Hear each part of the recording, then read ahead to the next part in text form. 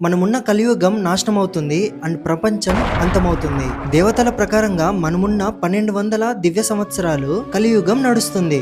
ఈ కలియుగం అంతమయ్యే టైంలో అసలు యంగేజ్ పీపుల్ అనే వాళ్ళే ఉండరంట. ప్రతి ఒక్కరూ 20 సంవత్సరాల్లోనే ముసలోళ్ళు అవ్వడం గమనిస్తారు.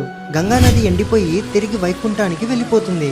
కలియుగంలో ఎప్పుడైతే 10,000 సంవత్సరాలు పూర్తవుతుందో అప్పుడు భూమిపైన ఉన్న దేవి దేవతలందరూ స్వర్గానికి వెళ్ళిపోతారు. ఆ సమయంలో మానవత్వమే మిగలదంట. ఎక్కడ చూసినా మోసగాలే కనబడతారు. అటువంటి సమయంలో పురాణాల ప్రకారంగా విష్ణువు యొక్క 10వ అవతారం కల్కి అవతారం భూమిపైన జన్మిస్తారు. 3 రోజుల్లోనే భూమిపైన ఉన్న పాపిలను రాక్షసులను చంపి సంహరించి భూమిపైన ధర్మాన్ని కాపాడతారు.